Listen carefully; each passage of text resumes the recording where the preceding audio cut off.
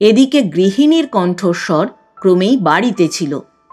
ঠিক এমনি সময় অঙ্গনে নূতন একটি লোকের আবির্ভাব হইল। আগন্তুককে দেখিয়াই গৃহিণীর স্বর অকস্মাৎ খাদে নামিয়া আসিল।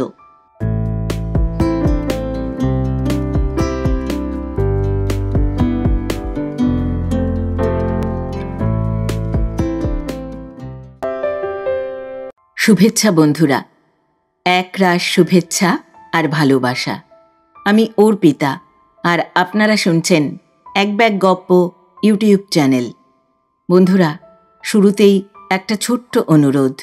এখনও যারা এক ব্যাগ গপ্প চ্যানেলটি সাবস্ক্রাইব করেননি তাদের উদ্দেশ্যে বলি, আজই চ্যানেলটি সাবস্ক্রাইব করে সঙ্গে থাকুন। উৎসাহ পাব এগিয়ে চলার।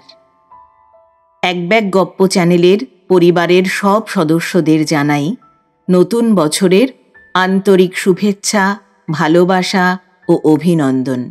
বিগত বছরের মতো এবছরেও আশা করব আপনারা আমাদের পাশেই থাকবেন। রবীন্দ্রনাথ মৈত্র। তাঁর জন্ম 1893 সালে পিতার কর্মক্ষেত্র রংপুরে। যদিও তাদের পৈতৃক নিবাস ছিল ফরিদপুর জেলার নাদুরিয়া গ্রাম। কলকাতার বঙ্গবাসী কলেজ থেকে বিএ ডিগ্রি তিনি অর্জন করেন। অসহযোগ আন্দোলনে যোগ দেওয়ার কারণে এমএ পরীক্ষায় বসা হয়নি রবীন্দ্রনাথের। সাংবাদিকতার পাশাপাশি করতেন স্বদেশী রাজনীতি। ছোট গল্প রচনায় বিশেষ খ্যাতি অর্জন করেন তিনি। নিয়মিত লিখতেন শনিবারের চিঠি, আনন্দবাজার পত্রিকা ও বঙ্গশ্রীতে। দিবাকর শর্মা নামে লিখেছেন অনেক ছোট গল্প। তাঁর লেখার অনুরক্তের তালিকায় ছিলেন তারাশঙ্কর বন্দ্যোপাধ্যায়ের মতো সাহিত্যিক।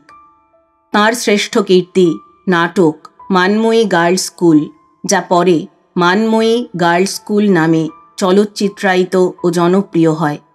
নতুন বছরের নতুন চমক দিতে এসেছি বন্ধুরা। আজ পড়ব আপনাদের জন্য পরপর দুটি গল্প। লিখেছেন শ্রদ্ধেয় লেখক রবীন্দ্রনাথ মৈত্র। প্রথম গল্পটি ট্যারা। গল্প পাঠ করছি আমি অর্পিতা। শব্দ নির্মাণ করেছেন সাহিত্য সমাহার চ্যানেলের আকাশ। প্রচ্ছদ এঁকেছেন কভারম্যান অভিব্রত। উপস্থাপনায় এক ব্যাগ গপ্প ইউটিউব চ্যানেল। শুরু করছি আজকের প্রথম গল্প, ট্যারা।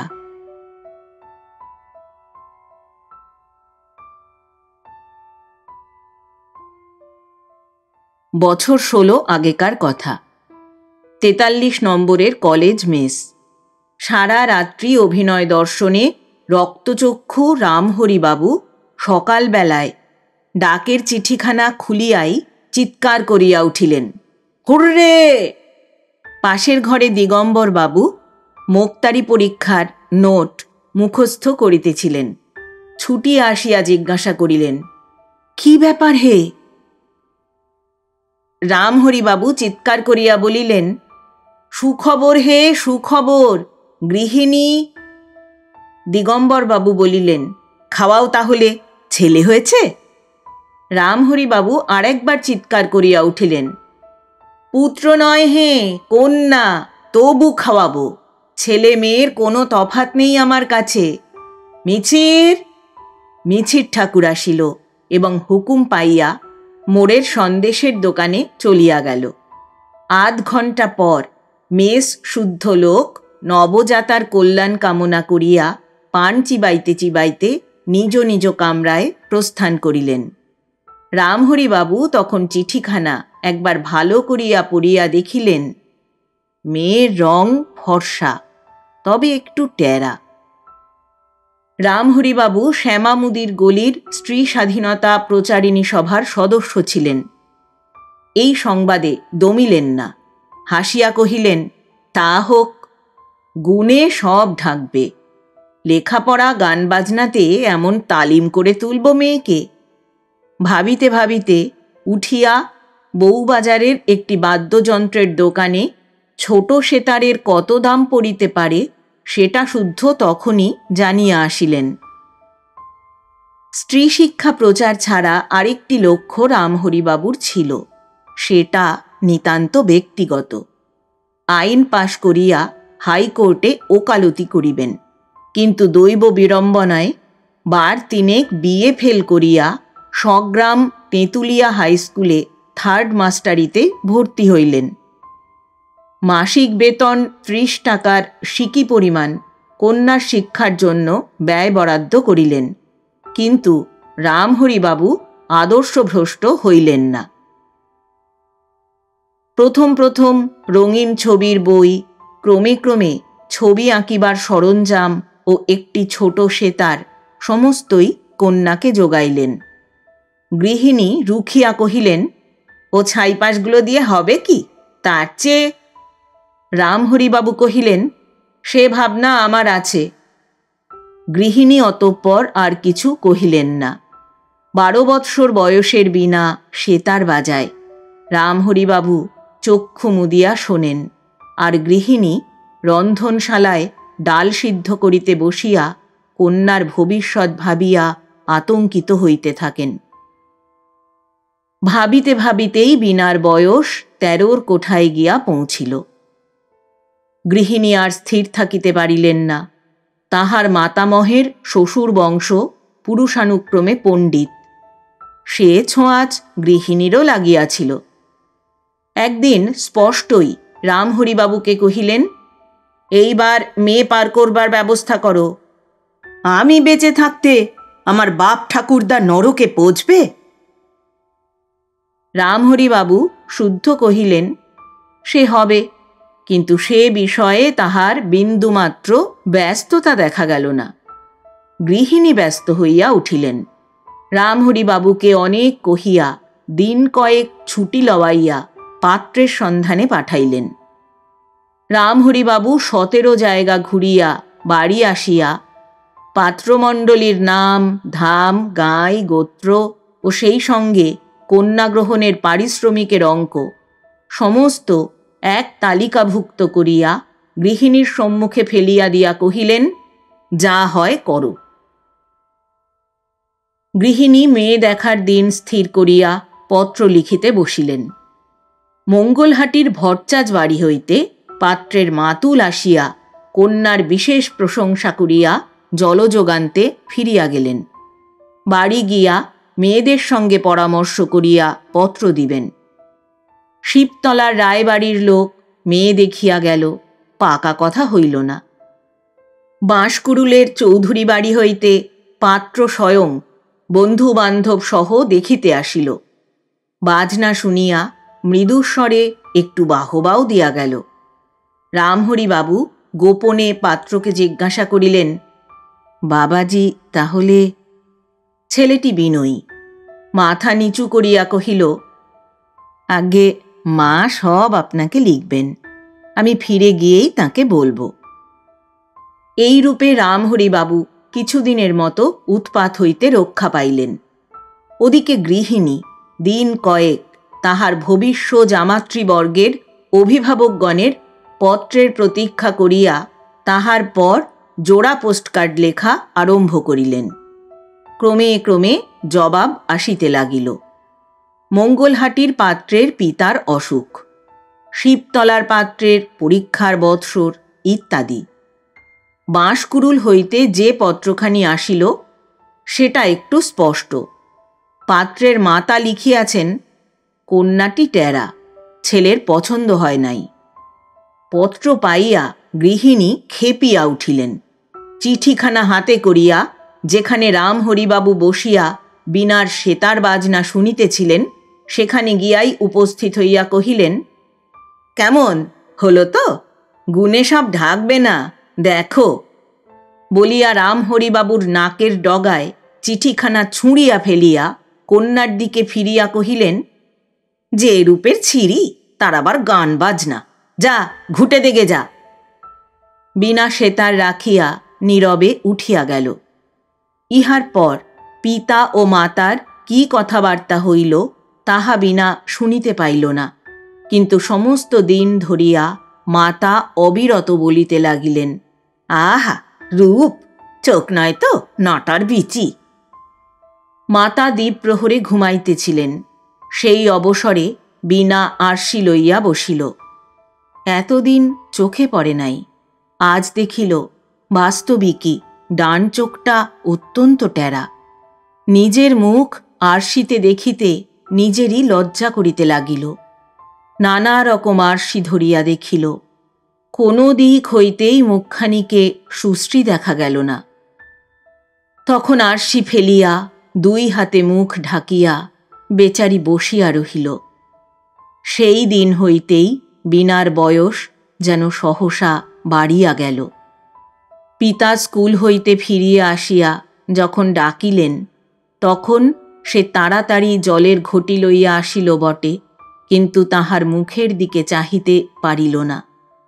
রামহরিবাবু কন্যার ভাবান্তর লক্ষ্য করিলেন, কথা কহিলেন না। এদিকে গৃহিণীর পিতৃপুরুষকে নরকের দিকে আরও কয়েক পা অগ্রসর করাইয়া দিয়া আরও 2টি বৎসর চলিয়া গেল। ইতিমধ্যে বীণার প্রকৃতিতে একটি বিশেষ পরিবর্তন দেখা গেল। সে মুখ নিচু করিয়া কথা বলা আরম্ভ করিল। বাধ্য হইয়া কখনো মুখ তুলিতে গেলে চোখের পাতা আপনা হইতেই মুদিয়া আসে, পাছে কেহ টেরা চোখটি দেখিয়া ফেলে। রামহরিবাবুর অবসর ছিল না। ছুটি হইলেই গৃহিণীর তাগিদে সম্ভব অসম্ভব পাত্রের সন্ধানে গ্রাম গ্রামান্তরে ছুটিয়া বেড়াইতেন। ফিরিয়া আসিয়া আবার সেই স্কুলের কাজ। সাহস করিয়া আর বীণার বাজনা শুনিতেও চাহিতেন না। সেতারের ঝঙ্কারের সঙ্গে সঙ্গে গৃহিণীও ঝঙ্কার দিয়া উঠিতেন। বীণাও সেতার ফেলিয়া উঠিয়া যাইত। মাঝে মাঝে সম্ভাবিত কোনো পাত্র আসিলে সেদিন আর বীণার লাঞ্ছনার অবধি থাকিত না। তাহার চোখের সহিত নাটার বিচি হইতে আরম্ভ করিয়া পৃথিবীর যাবতীয় গোলাকার বস্তুর তুলনা চলিতে থাকিত, এবং কোনো মতে বিদায় হইয়া গেলেই যে পিতামাতার পিতৃপুরুষ নরক হইতে পরিত্রাণ পাইতে পারেন, তাহাও বীণা মর্মে মর্মে উপলব্ধি করিত। সেদিন গৃহিণীর মেজাজ অত্যন্ত রুক্ষ ছিল।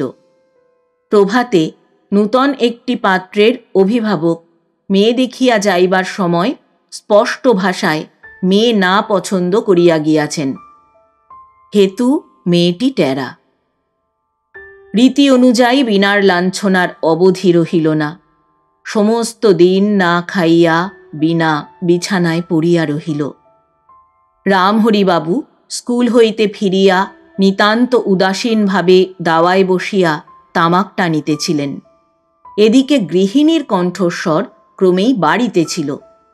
ঠিক এমনি সময় অঙ্গনে নূতন একটি লোকের আবির্ভাব হইল। আগন্তুককে দেখিয়াই গৃহিণীর স্বর অকস্মাৎ খাদে নামিয়া আসিল। তিনি প্রশ্ন করিলেন, এসো বাবা, এসো, কতদিন দেখিনি তোমাকে, ভালো ছিলে তো? আগন্তুক গৃহিণীর পায়ের ধুলা লইয়া কহিল, একরকম ছিলাম মাসিমা, আপনারা আছেন কেমন? মাস্টারমশাই কোথা? রামহরিবাবু গলার আওয়াজ পাইয়া উঠিয়া বসিলেন। কে? সুকুমার? এসো, বসো, এইখানটায় বসো। তাই ভাবছিলাম, গরমের ছুটিটা গেল, এলে না। শহরে গিয়ে ভুলেই গেলে বুঝি আমাদের? সুকুমার বাবরি একটু ঝাঁকাইয়া কহিল, ভুলতে পারি আপনাদের মাস্টারমশাই? যে স্নেহ মমতা পেয়েছি আপনাদের কাছে, তা কি ভুলবার? বীণা কই, আছে কেমন সে? রামহরিবাবু না ডাকিতেই বীণা ধীরে ধীরে আসিয়া সুকুমারকে প্রণাম করিয়া দাঁড়াইল। রামহরিবাবু নানা বিষয়ে কন্যাকে শিক্ষা দিতেছিলেন। সুকুমার জানিত। কুশল প্রশ্নের পর সুকুমার জিজ্ঞাসা করিল, এখন কি শিখছ বীণা? বীণা মৃদুস্বরে কহিল, সেতার শিখছি। সুকুমার উৎসাহিত হইয়া কহিল, দুর্ভাগা দেশে, ঘরে ঘরে যদি তোমার মতো বীণা জন্মাত তবে। কথাগুলি বীণার বড় মিষ্ট লাগিল। সমস্ত দিন তিরস্কার শোনার পর সুকুমারের এই স্নিগ্ধ কথা কয়টি শুনিয়া তাহার চোখে জল আসিল। সে মুখ ফিরাইয়া চলিয়া গেল। কিছুকাল নানা কথার পর সুকুমার উঠিয়া গেল এবং যাইবার সময় বীণাকে উদ্দেশ করিয়া কহিয়া গেল যে কাল বৈকালে সে সেতার শুনিতে আসিবে। পাশের গ্রামের তালুকদারের একমাত্র পুত্র সুকুমার। যখন তেঁতুলিয়া স্কুলে পড়িত তখন রামহরিবাবুর বাড়িতে সে একরূপ প্রত্যহের অতিথি ছিল। তাহার পর পাশ করিয়া কলিকাতায় পড়িতে যাওয়ার পর গ্রামে আসিলেই সে রামহরিবাবুর সহিত দেখা করিয়া যাইত। গত বৎসর দেশে আসে নাই। দেশের ঘুমন্ত অন্তর্লক্ষ্মীকে জাগাইবার জন্য জন কয়েক বন্ধু মিলিয়া জাগ্রত যৌবন সমিতি নামে একটি সমিতি গড়িয়াছিল। তাহারই কাজে সে ব্যস্ত ছিল। এই সমিতিরই স্থানীয় একটি শাখা স্থাপনের উদ্দেশ্যেই সম্প্রতি সে দেশে আসিয়াছে। পরদিন যথাসময়ে সুকুমার আসিয়া উপস্থিত হইল। তাহার বগলে জাগ্রত যৌবন সমিতির এক গাদা ছাপা ইস্তাহার। সুকুমার বসিতেই রামহরিবাবু নিজের দুঃখ কাহিনী বলিতে আরম্ভ করিলেন। বলা বাহুল্য, প্রসঙ্গের মূল বিষয় বীণার বিবাহ।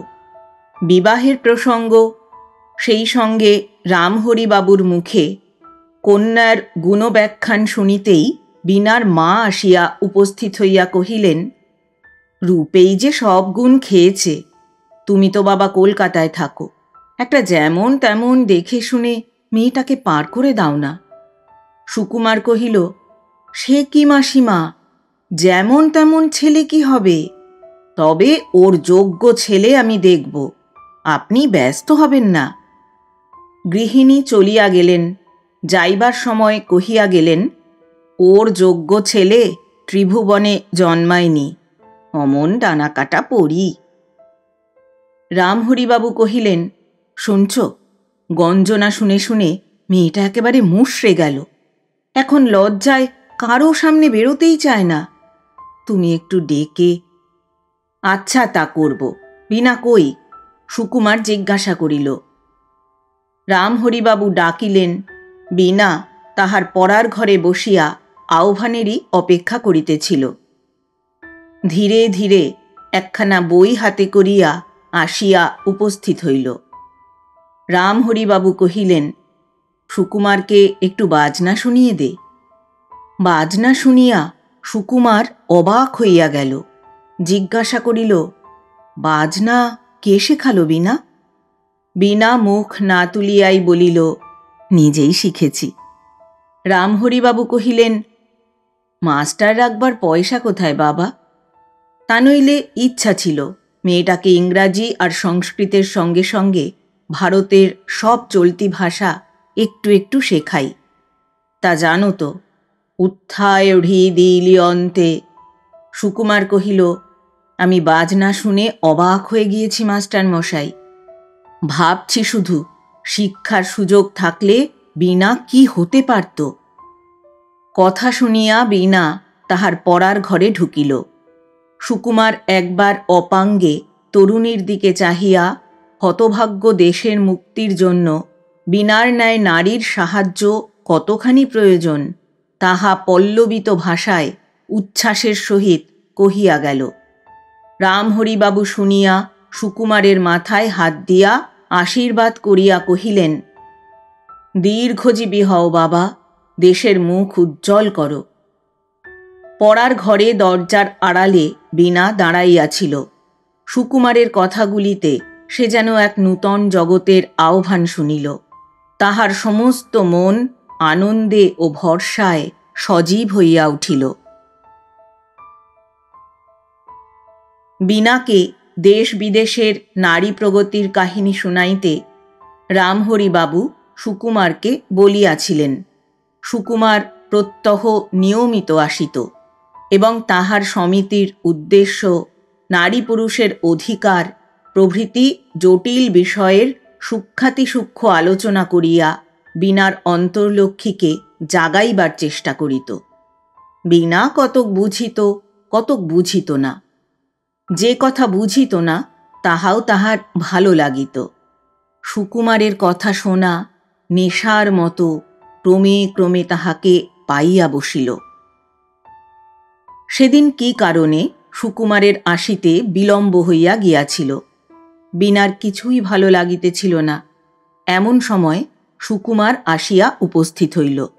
বিনা জিজ্ঞাসা করিল, আজ এত দেরি হলো কেন? কথার সুরে অভিমান প্রচ্ছন্ন ছিল। সুকুমার বুঝিল।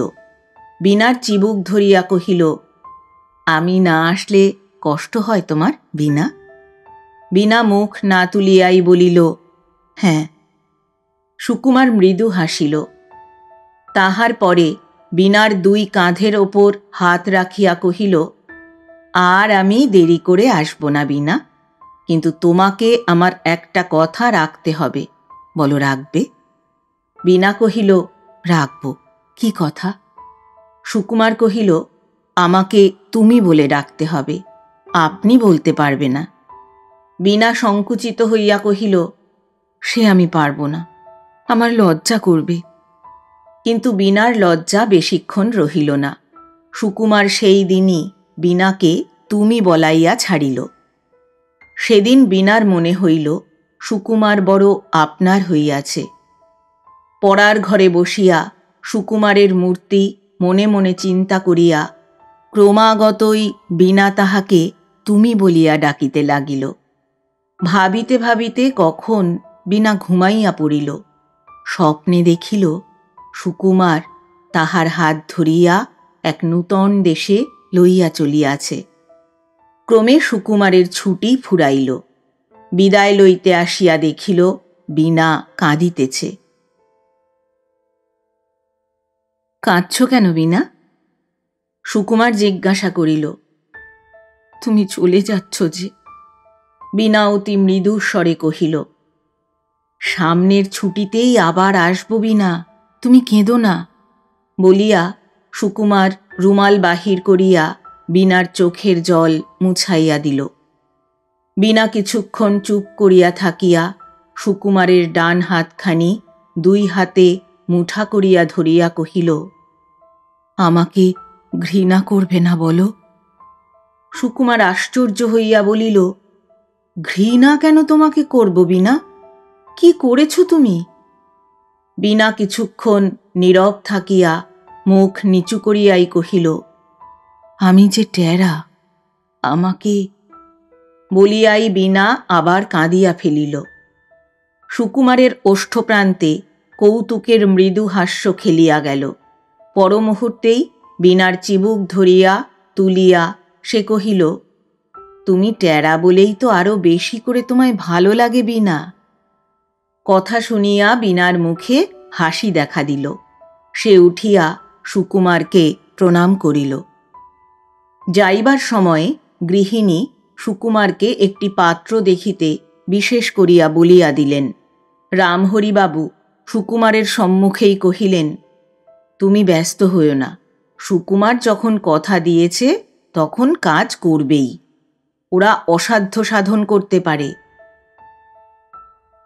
সুকুমার চলিয়া যাইবার পর বিনা যেন একটা স্বতন্ত্র মানুষে রূপান্তরিত হইয়া গেল।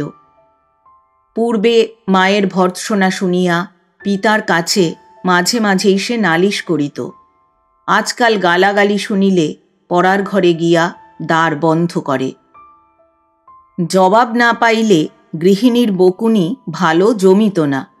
ক্রমাগত বকিতে না পারিলে উত্তেজনায় তাহার মাথা ধরিত।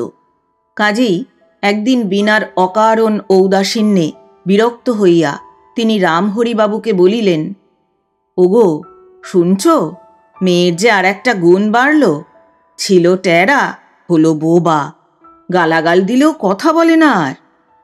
রামহরিবাবু বিনার এই আকস্মিক পরিবর্তন লক্ষ্য করিয়াছিলেন, হেতুও প্রায় অনুমান করিয়াছিলেন। সেই সঙ্গে কয়েকদিন হইতেই কন্যার একটি চমৎকার দাম্পত্য জীবনের চিত্র তাহার মনে উজ্জ্বল হইয়া উঠিতেছিল। তিনি গৃহিণীর অভিযোগের উত্তরে মৃদু হাসিয়া কহিলেন, মেয়ে বড় হয়েছে, এখন আর রূপের খোঁটা দিও না। তোমার অদৃষ্টে ভালো জামাই আছে, বলে দিচ্ছি। গৃহিণীর হঠাৎ রামহরিবাবুর কথা কয়টি কেন যেন অত্যন্ত ভালো লাগিল। বলিলেন, তোমার মুখে ফুল চন্দন পড়ুক। রামহরিবাবু আশ্চর্য হইলেন। গত 3 বৎসরের মধ্যে গৃহিণীর মুখে এমন মধুর কথা তিনি শোনেন নাই। নিভন্ত কলিকাটি হুঁকার মাথায় বসাইয়া তিনি প্রাণপণে ক্রমাগত টানিতে লাগিলেন। সুকুমার নিজের নাম ও ঠিকানা লেখা কয়েকখানা খাম রাখিয়া গিয়াছিল। আদেশ ছিল, বিনা যেন সপ্তাহে 2খানি করিয়া চিঠি লেখে। কয়েকদিন তুচ্ছ খুঁটিনাটি লইয়া কোনো মতে দিন কাটাইয়া সেদিন বিনা সুকুমারকে চিঠি লিখিতে বসিল। ঘরের দরজা বন্ধ করিয়া সমস্ত প্রাতঃকাল ধরিয়া বিনা চিঠি লিখিল এবং চিঠিখানা ডাকে পাঠাইয়া বিনার মন অনেকটা লঘু হইয়া গেল।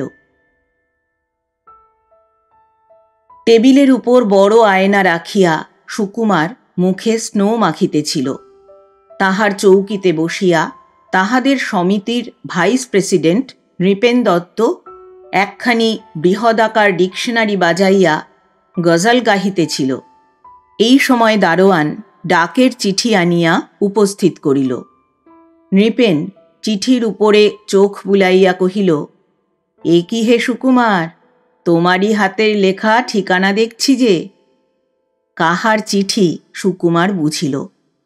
তাড়াতাড়ি স্নোর শিশিটা টেবিলে নামাইয়া রাখিয়া হাত বাড়াইল। নৃপেন চিঠিখানা মুঠা করিয়া ধরিয়া কহিল, কার চিঠি আগে বলো। সুকুমার কহিল, দাও আগে পড়ে নি, তারপর দেখাবো। বলা বাহুল্য, চিঠিখানি বীণার, সুদীর্ঘ পত্র। সুকুমার একবার চিঠিখানা তাড়াতাড়ি শেষ করিয়া মুখে স্নো মাখিতে মাখিতে বলিল, তুমি একবার ভালো করে জোরে জোরে পড়ো নৃপেন, আমি শুনছি। নৃপেন পড়িল। বীণা লিখিয়াছে, তুমি চলিয়া গিয়াছ, আমার কিছু ভালো লাগিতেছে না, লেখাপড়া করিতে ইচ্ছা করে না, তুমি রাগ করিবে বলিয়া জোর করিয়া পড়িতে বসি।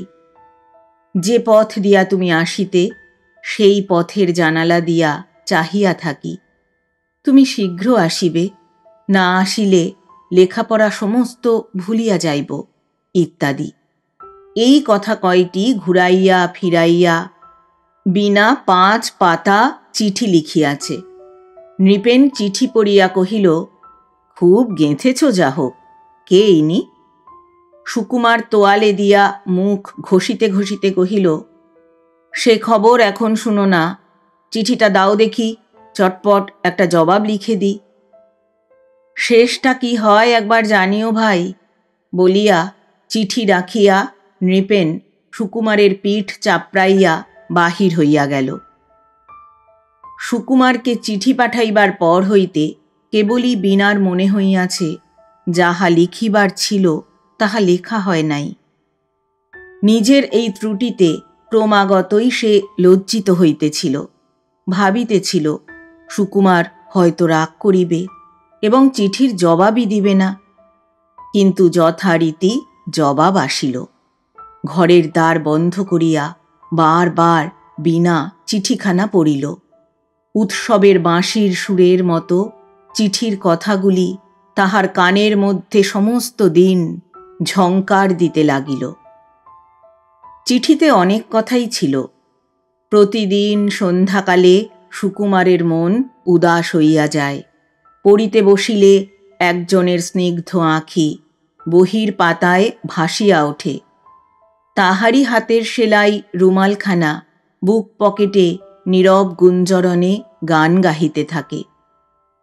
সুকুমারের এই প্রকার মারাত্মক অবস্থার বর্ণনায় চিঠিখানার আদ্যপান্ত পূর্ণ ছিল।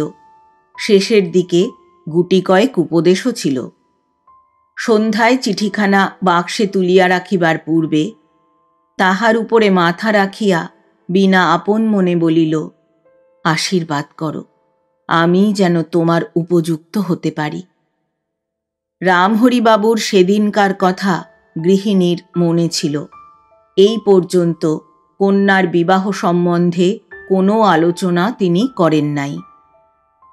কাজেই স্বামীর তাম্রকূট সেবন ও কন্যার সঙ্গীত চর্চা এক প্রকার অব্যাহতই চলিতেছিল।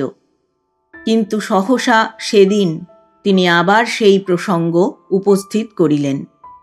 সুকুমারের বীণার নিকট চিঠি লেখা রামহরিবাবু তাহা জানিতেন। কহিলেন, সুকুমার ঠিক করবে বলে গেছে তো, দেখো না। গৃহিণী অবিশ্বাসের সুরে কহিলেন, হ্যাঁ, তার আবার সে কথা মনে আছে? বড় মানুষের ছেলে, গরিবের কথা ভাবতে তার দায় পড়েছে। বীণা দরজার আড়ালে দাঁড়াইয়াছিল। মায়ের কথা শুনিয়া মৃদু হাসিল। রামহরিবাবু চশমা জোড়া মুছিতে মুছিতে কহিলেন, দেখো তো আর মাসখানেক, সে তো সামনের ছুটিতেই আসছে, বোঝাপড়া তার সঙ্গেই করো। বলিয়াই পরম নিশ্চিন্ত মনে পুনরায় তামাক টানিতে আরম্ভ করিলেন। সুকুমার পাত্র স্থির করিয়া দিবে এই সম্বন্ধে গৃহিণীর সন্দেহমাত্র ছিল না। সে শীঘ্রই আসিতেছে শুনিয়া তিনি বেজায় খুশি হইয়া চলিয়া গেলেন। বড়দিনের ছুটিতে সুকুমারের আসিবার কথা। পেটেন্ট ঔষধের বিজ্ঞাপন সম্বলিত একখানি পকেট পঞ্জিকা জোগাড় করিয়া বীণা প্রত্যহ বড়দিনের তারিখ দেখিত। দিনগুলি অতি মন্থর গতিতে কাটিতেছিল। ক্রমে বড়দিন আসিল। সেই সঙ্গে সুকুমার আসিল। সন্ধ্যায় সুকুমারের সহিত বীণার সাক্ষাৎ হইল। সুকুমারের বুকে মুখ রাখিয়া বীণা কহিল, তুমি বাবাকে বলো আমি কলকাতায় পড়ব। তোমাকে না দেখে আমি থাকতে পারবো না। সুকুমার কহিল, তোমার বাবার যদি মত না হয়? বীণা মুখ তুলিয়া কহিল, আমাকে জোর করে নিয়ে যেও। সুকুমার মুখ ফিরাইয়া হাসিয়া কহিল, আচ্ছা, আগে স্কুল ঠিক করি, তারপর জিজ্ঞেস করব। গৃহিণী প্রত্যহই সংকল্প করেন বীণার পাত্রের কথা সুকুমারকে জিজ্ঞাসা করিবেন, কিন্তু অবকাশ হয় না। বিশেষত রামহরিবাবু পত্নীকে বলিয়াছিলেন, সুকুমার নিজে বীণার বিবাহের প্রসঙ্গ না তুলিলে তিনি যেন সুকুমারকে কিছুই জিজ্ঞাসা না করেন। দিন কয়েক গৃহিণী স্বামীর আদেশ অতি কষ্টে পালন করিয়াছিলেন। কিন্তু কলিকাতা যাত্রার পূর্বদিন যখন সুকুমার তাহার নিকট বিদায় লইতে গেল, গৃহিণীর আর ধৈর্য রহিল না। সুকুমার কবে ফিরিবে সে কথা জিজ্ঞাসা করিয়াই তিনি বীণার বিবাহের প্রসঙ্গ পাড়িলেন। সুকুমার কহিল, তার এত তাড়াতাড়ি কিসের মাসিমা? লেখাপড়া শিখুক। গৃহিণী কহিলেন, তাড়াতাড়ি কিসের বলিস নে বাছা, আমার বিয়ে হয়েছিল 8 বছরে। এই কথা সুকুমার পূর্বেও শুনিয়াছে, জানিত গৃহিণীর নিজের বিবাহের কাহিনী অন্তত ঘণ্টাখানেকের পূর্বে শেষ হইবে না। তাড়াতাড়ি বাধা দিয়া সুকুমার কহিল, পাত্র একরকম দেখেই রেখেছি মাসিমা, ব্যস্ত হবেন না, সামনের পরীক্ষাটা হয়ে গেলেই ঠিক করব। বলিয়া সে আঙিনায় আসিয়া উপস্থিত হইল। গৃহিণী ঘরের মধ্য হইতেই কহিলেন, পাশ ফাঁসে কাজ নেই বাবা, যেমন তেমন একটা দেখে শুনে। সুকুমার যাইতে যাইতে জবাব দিল, বীণাকে যদি ফেলে দিতেই হয় মাসিমা, তবে না হয় আমাকেই দেবেন। বলিয়াই সে বাহির হইয়া গেল। কথা কয়টি সুকুমার খেয়ালের মুখেই কহিয়া গেল এবং কি কহিল পথে যাইতে তাহা চিন্তাও করিল না। অথচ এই কথায় রামহরিবাবুর ক্ষুদ্র গৃহস্থালী তুমুল আন্দোলিত হইয়া উঠিল। গৃহিণী ব্যঞ্জনের কড়াইটা ধূপ করিয়া নামাইয়া খুন্তি হাতে করিয়াই রামহরিবাবুর নিকট উপস্থিত হইয়া কহিলেন, হ্যাঁ গা, সুকুমার যেন কি বলে গেল। রামহরিবাবু সহসা উত্তর দিতে পারিলেন না। গলাটা অত্যন্ত ধরিয়া আসিয়াছিল। বার দুই কাশিয়া কহিলেন, এ শুনতে তো পেলে, আমি আর। গৃহিণী খুন্তিখানা রামহরিবাবুর গালে ঠেকাইয়া আদর করিয়া কহিলেন, বলোই না শুনি, আমার যে কেমন গা কেমন কেমন করছে। রামহরিবাবু বলিলেন, বললে যে মেয়ে ফেলে দিতে হলে তাকেই দিতে। এখন যাও, জল আনো, মুখটা তো এঁটো করে দিয়েছ। গৃহিণী হাসিতে হাসিতে চলিয়া গেলেন।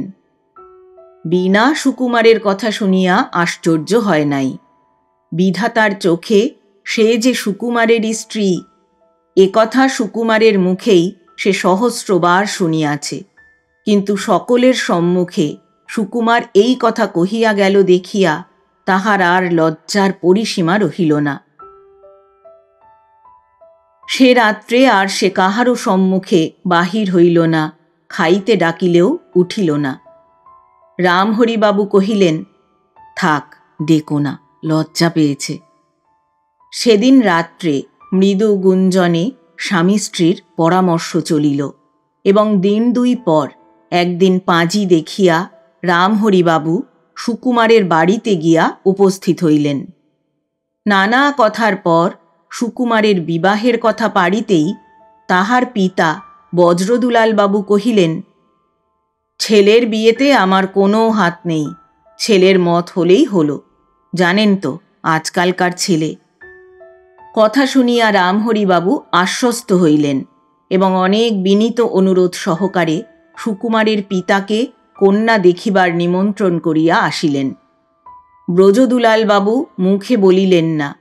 রামহরিবাবু চলিয়া গেলে অন্তঃপুরে যাইয়া সুকুমারের মাতাকে সমস্ত কহিতেই তিনি দুই চক্ষু কপালে তুলিয়া কহিলেন, ওমা, সে কি কথা, রামহরি মাস্টারের মেয়ের সঙ্গে?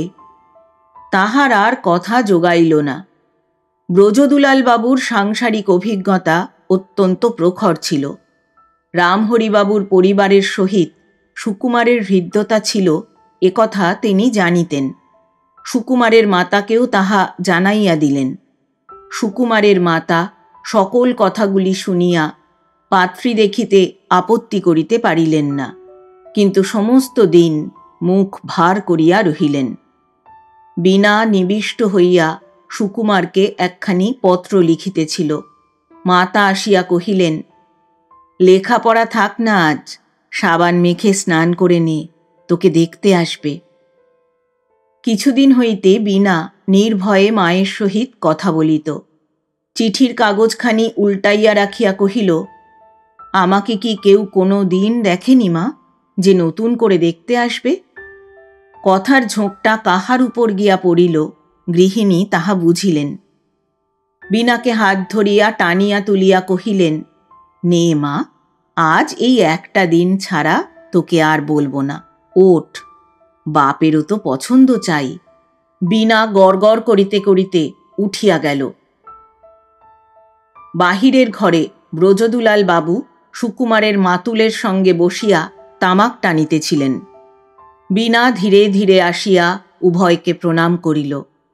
ইতিপূর্বে কাহারও সম্মুখে আসিতে এত ভয় তাহার কোনো দিন হয় নাই। কেবলই মনে হইতেছিল, যদি পছন্দ না হয়। এতদিন পরে আবার টেরা চোখটা সম্বন্ধে সে অত্যন্ত সচেতন হইয়া পড়িল। সুকুমারের পিতা তীক্ষ্ণ দৃষ্টিতে তাহার দিকে চাহিয়াছিলেন, তাহাও সে দেখিয়াছিল। ডান চোখের তারাটিকে ঠিক চোখের মাঝখানে আনিবার জন্য সে ক্রমাগত চেষ্টা করিতেছিল, এবং এই অসম্ভব প্রয়াসে তাহার সমস্ত মুখ আরক্ত হইয়া উঠিয়াছিল। ব্রজদুলাল বাবু বীণার অবস্থা বুঝিলেন। কিছু না জিজ্ঞাসা করিয়া একটা মৃদু আশীর্বচনের সঙ্গে তিনি তাহাকে বিদায় দিলেন। বীণা চলিয়া গেলে রামহরিবাবুর সহিত সুকুমারের মাতুলের যে কথাবার্তা হইল, তাহাতে তিনি বুঝিলেন যে তাহারা মেয়ে দেখার নিয়ম রক্ষা করিতে আসিয়াছেন মাত্র। বিবাহ বিষয়ে ছেলের মতই চরম, এবং তাহাকে শীঘ্রই লেখা হইবে। ঘরের পিছনে বীণা দাঁড়াইয়া শুনিল, এবং এই কথায় তাহার বুকের দুর্ভাবনার বোঝা নামিয়া গেল। সেদিন দুপুর রাত্রি পর্যন্ত লিখিয়া বীণা অসমাপ্ত চিঠিখানা শেষ করিল। সুকুমারের পিতা আসিয়া যে তাহাকে দেখিয়া গিয়াছেন সে কথার উল্লেখ করিতেও ভুলিল না। সেদিন সুকুমারের অবকাশ আদৌ ছিল না। সন্ধ্যায় তাহাদের সমিতিতে বক্তৃতা দিবার কথা ছিল। সুকুমার তাহাই লিখিতেছিল এবং নৃপেন দত্ত স্টোভ ধরাইতেছিল।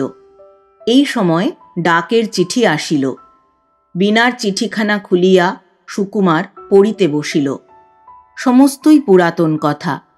বীণার ভালো না লাগা, দিবারাত্রি অস্বস্তিবোধ, প্রতি সন্ধ্যায় চোখের জল ফেলা। সুকুমার পাতাগুলি একবার উল্টাইয়া গেল। চিঠির শেষের দিকে একটা কথা ছিল। পড়িয়া সে একটু আশ্চর্য হইল। বীণা লিখিয়াছে, শ্বশুর আমাকে দেখিয়া গিয়াছেন। সেই সঙ্গেই আর এক ছত্রে লেখা আছে, বলিয়াছেন, তোমার মতেই তাহাদের মত। চিঠিখানা ফেলিয়া রাখিয়া দ্বিতীয় পত্র পড়িতেই সুকুমারের মাথা খারাপ হইবার উপক্রম হইল। চিঠিখানা তাহার মায়ের। সেই চিঠিতে রামহরিবাবুর সহিত তাহার পিতার সাক্ষাতের কথা এবং রামহরিবাবুর অনুরোধে তাহার কন্যাকে দেখার বিশদ বিবরণ ছিল। তৃতীয় পত্র রামহরিবাবুর। তিনি লিখিয়াছেন, সুকুমারের কথাতে ভরসা পাইয়া তিনি ব্রজদুলাল বাবুকে কন্যা দেখাইয়াছেন। যে মাসে তাহার পড়াশোনার বিঘ্ন না হয় সেই মাসেই শুভকর্ম সম্পন্ন করিবার ইচ্ছা। সুকুমারের পত্র পাইলেই ইত্যাদি। এই পর্যন্ত পড়িয়াই সুকুমার তারস্বরে চিৎকার করিয়া উঠিল, ননসেন্স! নৃপেন দত্তের হাত হইতে ডিমের প্লেট পড়িয়া গেল। সে কহিয়া উঠিল, ব্যাপার কি হে সুকুমার? কতগুলি ইংরেজি ভাষায় গালাগালি বকিতে বকিতে সুকুমার চিঠি তিনখানা মুঠা করিয়া নৃপেন দত্তের দিকে ছুঁড়িয়া দিল। নৃপেন ধীরভাবে চিঠিগুলি পড়িয়া কহিল, এত দূর এগিয়েছ যখন। সুকুমার রুখিয়া উঠিয়া কহিল, কি বলছ, বিয়ে করব? নৃপেন মুচকিয়া হাসিয়া কহিল, অগত্যা। তা নইলে গায়ে কাদা মাখলে কেন বলো? সুকুমার রুক্ষস্বরে কহিল, দোষ কার? ফড়িং আগুনে ঝাঁপ দিয়ে পাখনা পুড়িয়েছে, দোষ কি আগুনের? বেশ বলছ, তুমি আমার হয়ে মাকে চিঠি লিখে দাও, আমি বলে যাচ্ছি। নৃপেন দত্ত কহিল, ওসব করো না সুকুমার। তার চেয়ে অশ্বত্থামা হত ইতি করে একটা চিঠি লিখে পশ্চিমে বেরিয়ে পড়ো। আস্তে আস্তে বেচারি সব ভুলে যাবে। সুকুমার কহিল, তুমি জানো না তাকে, হয়তো বাপের সঙ্গে এসেই পড়বে। সে এক কেলেঙ্কারি, মুখ দেখাতে পারবো না। তার চেয়ে যা বলছি তাই করো, ছেঁড়া ন্যাকড়ার আগুন নিভিয়ে দাও। আজকের মিটিংটাই মাটি হলো দেখছি। বলিয়া সুকুমার চিঠির কাগজ বাহির করিল। নৃপেন নিজ নামে সুকুমারের পরামর্শ মতো সুকুমারের মায়ের কাছে পত্র লিখিল। বর্তমানে বিবাহের বিরুদ্ধে নানারূপ যুক্তি, শেষে রামহরিবাবুর কন্যাকে বিবাহ করিতে আপত্তির বিচিত্র কারণ দেখাইয়া সে চিঠি শেষ করিল। মেয়েটি যে অত্যন্ত টেরা এ কথাটিও নৃপেনের ইচ্ছার বিরুদ্ধে সুকুমার লিখাইয়া লইল। চিঠিখানা নিজের হাতে ডাকে পাঠাইয়া সুকুমার মুক্তির নিঃশ্বাস ফেলিয়া কহিল, বাঁচলাম হে, বড়ই ঘোরালো হয়ে উঠেছিল। নৃপেন দত্তের চিঠি পড়িয়া সুকুমারের মাতা বজ্রদুলাল বাবুকে সগর্বে কহিলেন, দেখলে তো, তেমন ছেলে গর্ভেই ধরিনি, দাও পাঠিয়ে মাস্টারের বাড়ি। ব্রজদুলাল বাধা দিয়া কহিলেন, ছি, তার চেয়ে লোক দিয়ে বলে পাঠাও, এখন বিয়েতে ছেলের মত নেই। সুকুমারের মাতা কহিলেন, মাস্টারের মেয়ে ছেলেকে তাহলে গুণ করবে। বলিয়াই তিনি চলিয়া গেলেন এবং নৃপেন দত্তের চিঠিখানা ক্ষান্ত দাসীর হাতে প্রাতঃকালেই যথাস্থানে রওনা হইয়া গেল। বীণা সুকুমারের জন্য একটা বালিশের ওয়ার সেলাই করিয়া তাহাতে একজোড়া গোলাপ ফুল তুলিতেছিল। এমন সময় মায়ের ক্রন্দনধ্বনি শুনিয়া বাহিরে আসিয়া দাঁড়াইল। দেখিল তাহার মাতা মাটিতে মাথা খুঁড়িতেছেন আর চিৎকার করিতেছেন, ওরে আমার পোড়া কপাল, হায় রে পোড়া কপাল। দাওয়ায় শুষ্ক মুখে রামহরিবাবু একটা খুঁটি ধরিয়া বসিয়া আছেন, আর ক্ষান্ত দাসী একখানি চিঠি হাতে করিয়া হতভম্ব হইয়া দাঁড়াইয়া আছে। সুকুমারের অমঙ্গল আশঙ্কা করিয়া বিনা ছুটিয়া আসিয়া মাতাকে জড়াইয়া ধরিয়া শঙ্কা বিহ্বল স্বরে কহিল, কি মা? গৃহিণী বিনাকে দূর করিয়া ঠেলিয়া দিয়া কহিলেন, দূর হ কালামুখী, দূর হ, মুখ দেখাসনি আর, দেখগে যা চিঠিতে কি লিখেছে। বিনা ক্ষান্ত দাসীর হাত হইতে চিঠিখানা লইয়া চলিয়া গেল।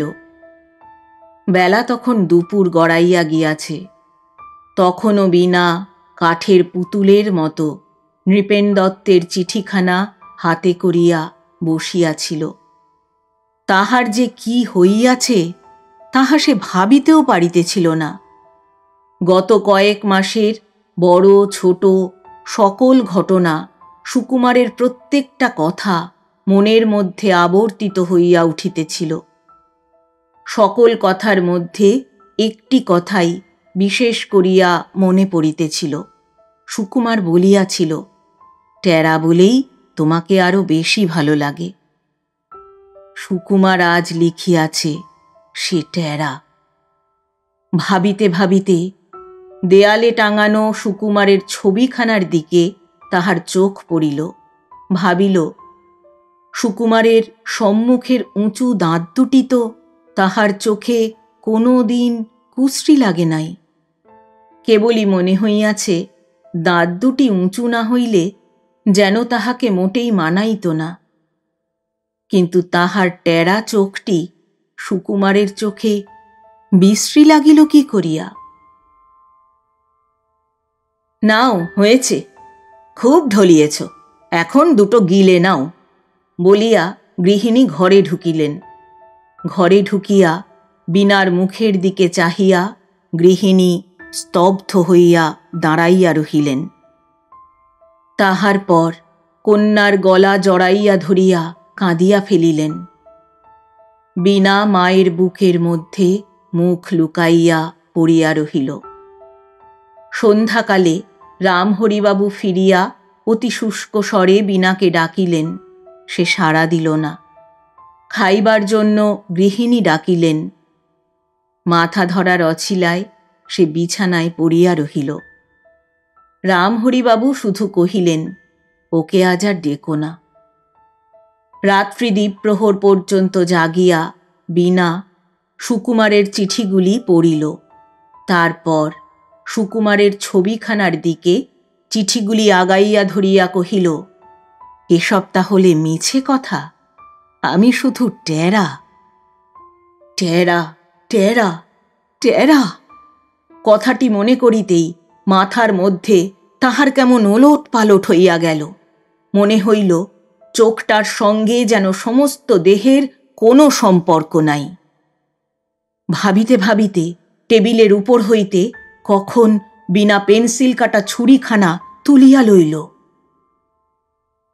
আর্তনাদ শুনিয়া রামহরিবাবু ও তাহার পশ্চাৎ গৃহিণী ছুটিয়া আসিয়া দেখিলেন বিনার সমস্ত মুখখানা ভাসাইয়া রক্তের স্রোত বহিতেছে, আর ছুরিখানা ডান চোখের মধ্যে আমূল বিদ্ধ হইয়া আছে।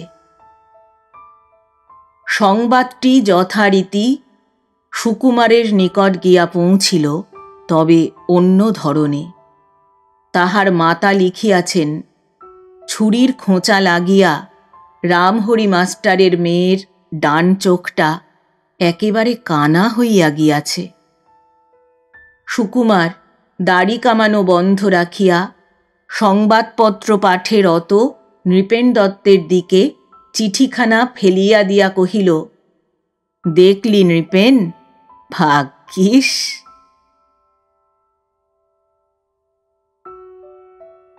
এতক্ষণ শুনলেন শ্রদ্ধেয় লেখক রবীন্দ্রনাথ মৈত্রের লেখা একটি ছোট গল্প টেরা। এবার শুনবেন পরবর্তী গল্প। গল্পের নাম উদাসীর মাঠ। লিখেছেন শ্রদ্ধেয় লেখক রবীন্দ্রনাথ মৈত্র।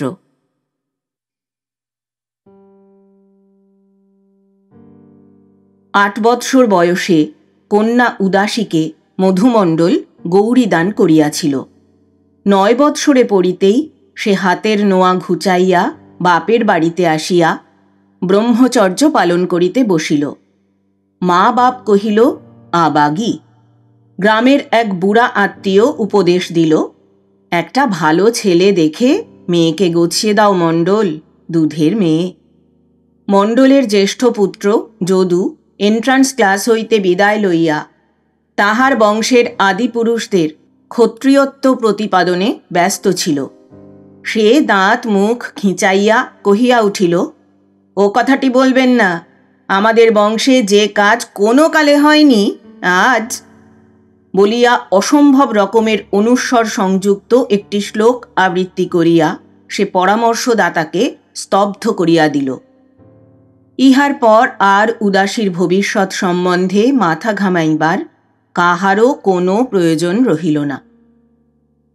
উদাসীও নির্বিবাদে বৈশাখে কচি আম ও আশ্বিনে শিউলি ফুল কুড়াইয়া দিন কাটাইতে লাগিল।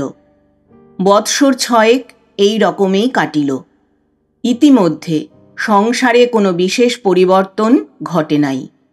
কেবলমাত্র মধুমণ্ডল তাহার মনিবের গোমস্তাগিরি ছাড়িয়া স্বয়ং তেজারতি ব্যবসা আরম্ভ করিয়াছে এবং যদু বিবাহ করিয়া বউ ঘরে আনিয়াছে ও বিবাহের বৎসরেই তাহার শ্যালক মানিকের সহযোগে একত্রে মণ্ডল ক্ষত্রিয় সমাজ প্রতিষ্ঠা করিয়াছে।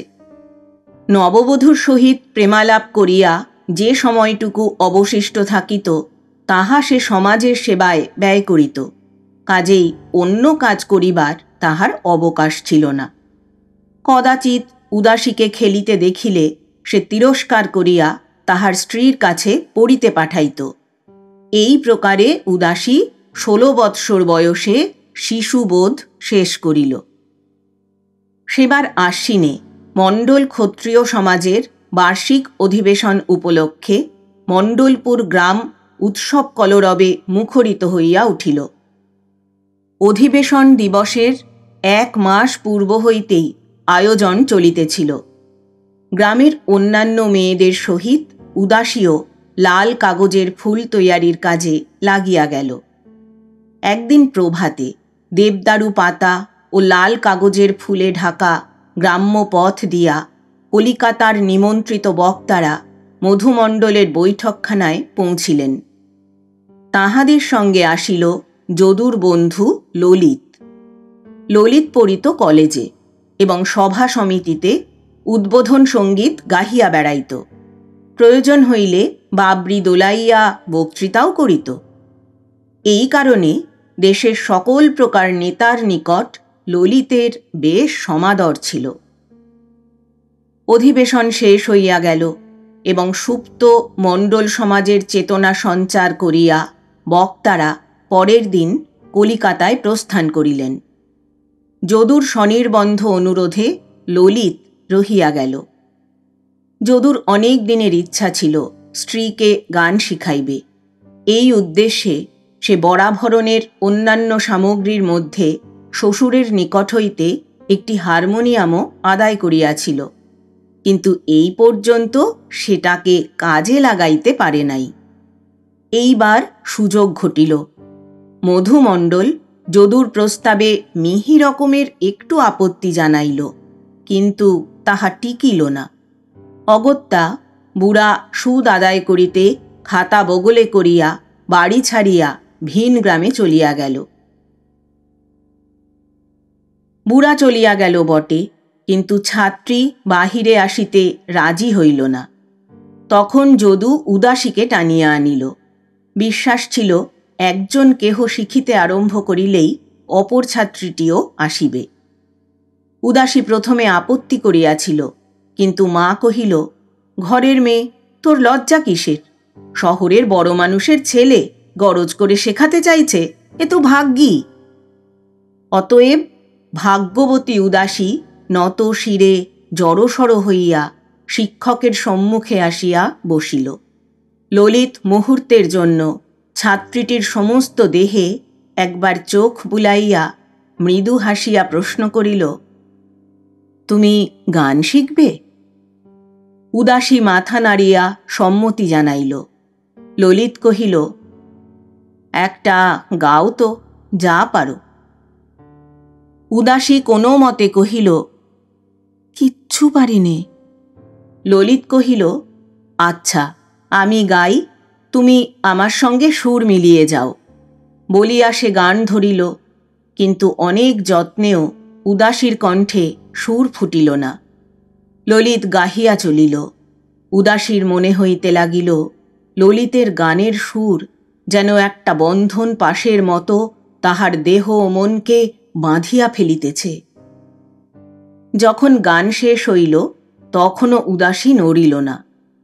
ললিতের কথায় তাহার চমক ভাঙিল। ললিত প্রশ্ন করিল, তুমি এমনি গান গাইতে পারবে?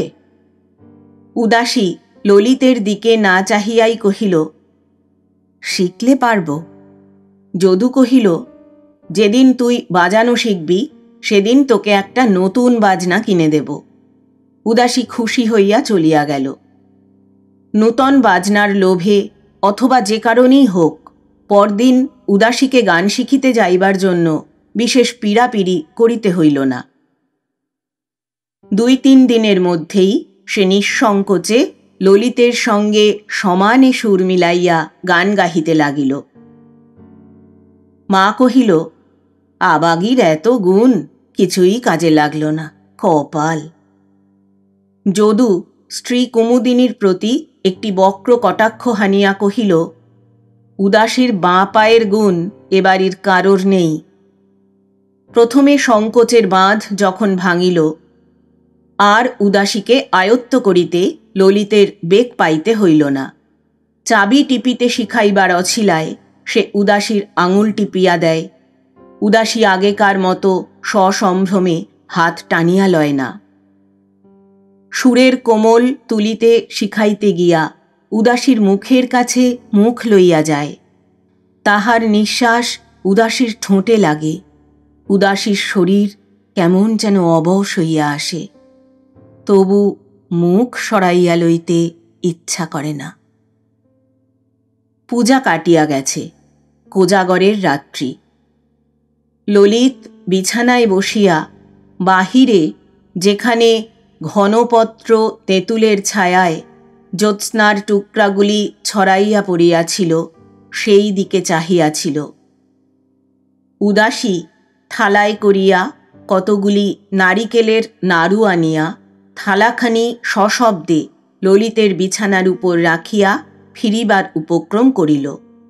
ললিত মুখ তুলিয়া কহিল, চললে? উদাসী মুখ ফিরাইল। ললিত কহিল, কাল আমি চলে যাচ্ছি। উদাসী চমকিয়া উঠিল। মনে হইল, এই লোকটা চলিয়া গেলে তাহার যেন আর করিবার কিছুই থাকিবে না। উদাসীর বিহ্বল ভাব ললিত লক্ষ্য করিল। মুহূর্তের মধ্যে উদাসীকে বুকের উপর টানিয়া আনিয়া কহিল, তুমি আমাকে ভালোবাসো উদাসী? প্রশ্নের অর্থ উদাসী ভালো করিয়া বুঝিল না। ললিতের কাঁধের উপর মাথা রাখিয়া তবু কহিল, বাসি। সে রাত্রি আর উদাসীর চোখে ঘুম আসিল না। পরদিনও ললিতের যাওয়া ঘটিল না। দীপান্বিতার পরদিন যদুর মাতার পায়ের ধুলা লইয়া ললিত কলিকাতা যাত্রা করিল। পূর্বদিন রাত্রিতে উদাসীকে নিভৃতে ডাকিয়া ললিত তাহার মুখে চুমা দিয়া কহিল, আমি তোমাকে বিয়ে করব উদাসী। উদাসী চোখের জল মুছিয়া একটু হাসিয়া জিজ্ঞাসা করিল, কবে? কলকাতা গিয়ে সব ঠিক করে চিঠি লিখব। যদু তোমাকে স্কুলে ভর্তি করতে শহরে নিয়ে যাবে সেই সময়। উদাসী ললিতের বুকে মাথা রাখিয়া নিঃশ্বাস ফেলিয়া কহিল, আচ্ছা। ললিত চলিয়া গিয়াছে। উদাসীর কিছুই ভালো লাগে না। সঙ্গিনীরা আসিয়া ডাকিয়া যায়। উদাসী ঘরের কোণে চুপ করিয়া বসিয়া থাকে, সাড়া দেয় না। জোর করিয়া ধরিয়া লইয়া গেলে দাঁড়াইয়া খেলা দেখে। খেলায় যোগ দিতে তাহার বিন্দুমাত্র আগ্রহই দেখা যায় না। ললিত তাহাকে ইংরাজি শিখিতে বলিয়া গিয়াছিল, তাই শুধু পড়াশোনায় তাহার বিন্দুমাত্র শৈথিল্য ছিল না। পূর্বে অতি প্রত্যুষে যখন সে ফুলের সাজি লইয়া বাহির হইত, আজকাল সেই সময় ফার্স্ট বুক খুলিয়া ইংরাজি শিখিতে বসে। যদু দেখিয়া খুশি হয়, আর মাঝে মাঝে উৎসাহ দিয়া বলে, বড়দিনের সময় শহরে গিয়ে তোকে স্কুলে দিয়ে আসব। উদাসী শুনিয়া দ্বিগুণ উৎসাহে চিৎকার করিয়া ABCD পড়িতে থাকে। কথা ছিল কলিকাতায় পৌঁছিয়া ললিত প্রতি সপ্তাহে একখানি করিয়া পত্র দিবে, কিন্তু দাদার কাছে পৌঁছানো খবরের এক পোস্টকার্ড ছাড়া আর কোনো চিঠি সে লেখে নাই। যদুর পকেট হইতে চিঠিখানা চুরি করিয়া উদাসী রাখিয়াছিল। অবকাশ হইলেই সেখানা একবার করিয়া পড়িত। পড়িতে পড়িতে চিঠিখানার আদ্যপান্ত উদাসীর মুখস্থ হইয়া গেল, তথাপি নূতন চিঠি আসিল না। একদিন উদাসী ধরা পড়িয়া গেল। চিঠিখানা কোলের উপর রাখিয়া উন্মনা হইয়া বসিয়াছিল। কুমুদিনী কখন যে আসিয়া পিছনে দাঁড়াইয়াছে তাহা সে লক্ষ্য করে নাই। বৌদিদির কণ্ঠস্বরে চমকিত হইয়া চিঠিখানা লুকাইবার উপক্রম করিতেই কুমুদিনী তাহার চিবুক ধরিয়া হাসিয়া কহিল, কিলো, শকুন্তলা হয়েছিস যে। বলা আবশ্যক যে কুমুদিনী গ্রামের মেয়ে স্কুল হইতে উচ্চ প্রাইমারি পাশ করিবার পর বটতলার কম বেশি 30খানা উপন্যাস পাঠ করিয়া একরকম পণ্ডিত হইয়া উঠিয়াছিল। কুমুদিনীর কথায় বাঁ হাতে চিঠিখানি মুড়িয়া উদাসী উঠিয়া দাঁড়াইল। কুমুদিনী চিঠিখানা ছিনাইয়া লইবার চেষ্টা করিতেই উদাসী তাহার পায়ের উপর পড়িয়া কাঁদিয়া উঠিল, তোমার পায়ে পড়ি বৌদিদি। তখনকার মতো উদাসী বাঁচিয়া গেল, কিন্তু বেশিক্ষণ আত্মরক্ষা করা সম্ভব হইল না। আদর করিয়া ভুলাইয়া সন্ধ্যা নাগাদ কুমুদিনী সমস্তই জানিয়া লইল। মনের মধ্যে যে আনন্দ ও সন্তাপ একত্র জমিয়া উঠিয়াছিল, তাহার বোঝা একজনের কাছে নামাইতে পারিয়া উদাসীও বাঁচিয়া গেল। সকল শুনিয়া কুমুদিনী আদৌ বিস্ময় বা ক্রোধ প্রকাশ করিল না, বরং ঠাট্টা করিয়া কহিল, এবার জামাই ষষ্ঠীতে আসতে ললিতকে চিঠি লিখে দেব, কেমন? উদাসী ছুটিয়া পলাইল। মধ্যে উদাসীর সংবাদ জিজ্ঞাসা করিয়া ললিত এক পোস্টকার্ড লিখিয়াছিল। তাহার পর মাস 2 কাটিয়া গেল।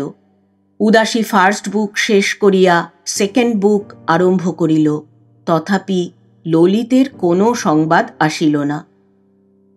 কিছুদিন পর সহসা একদিন ব্যাগ হাতে করিয়া যদু কলিকাতা যাত্রা করিল। উদাসী প্রণাম করিতে আসিয়া দাদার মুখের দিকে চাহিয়া ভয়ে পিছাইয়া গেল। পূর্বদিন রাত্রে কুমুদিনীর মুখে উদাসীর সম্বন্ধে একটি কথা শুনিয়া যদু দুর্ভাবনায় সারা রাত্রি ঘুমাইতে পারে নাই। হঠাৎ কলিকাতা যাইবার হেতু পিতা মাতা উভয়েই জিজ্ঞাসা করিল। যদু উদাসীর দিকে একটা ক্রুদ্ধ দৃষ্টি হানিয়া সংক্ষেপে কহিল, কাজ আছে। দাদার মুখ দেখিয়া উদাসীর ভয় হইল। বৌদিদিকে নিভৃতে ডাকিয়া জিজ্ঞাসা করিল, দাদা কেন গেল বৌদি? কুমুদিনী বিষণ্ণ মুখখানি যথাসম্ভব প্রফুল্ল করিয়া কহিল, তোর বর খুঁজতে। উদাসী নিত্যকার মতোই পলাইয়া গেল। ছেলে বউতে ঝগড়া হইয়াছে মনে করিয়া বুড়ি এতদিন বউকে কোনো কথা জিজ্ঞাসা করে নাই, কিন্তু যখন 7 দিনেও যদু ফিরিল না, তখন বুড়ি শঙ্কিত হইয়া যদুর অকস্মাৎ কলিকাতা গমনের কারণ বধূকে জিজ্ঞাসা করিল। দুর্ভাবনার ভার একা আর কুমুদিনী বহিতে পারিতেছিল না। যথাসম্ভব স্পষ্ট করিয়া তাহার সন্দেহের কথা শাশুড়িকে জানাইল। শুনিয়া দুই চোখ কপালে তুলিয়া বুড়ি মাটিতে বসিয়া পড়িয়া কাঁদিয়া উঠিল। সেদিন সন্ধ্যায় কুমুদিনী উদাসীকে ঘরে টানিয়া আনিল। তাহার বাল্যসখীদের বিবাহ হইবার অনেক পরে বয়স হইয়া বিবাহ হইয়াছে। নারী জীবনের অনেক রহস্য তাহার জানা ছিল। ললিত চলিয়া যাইবার পর সে উদাসীকে বিশেষভাবে লক্ষ্য করিতেছিল। মনে তাহার সম্বন্ধে একটা সংশয় জন্মিয়াছিল। যদুকে তাহার আভাসও সে দিয়াছে। কয়েকদিন হইতেই উদাসীকে একটি কথা জিজ্ঞাসা করিবার চেষ্টা করিতেছিল, নিতান্ত সংকোচের বশেই পারে নাই। আজ উদাসীকে ঘরে টানিয়া আনিয়া কুমুদিনী তাহার চিবুকে হাত দিয়া কহিল, আমাকে লুকোবিনে উদাস? বউদিদি কি জিজ্ঞাসা করিবে উদাসী তাহা জানিত না। কহিল, না বউদিদি।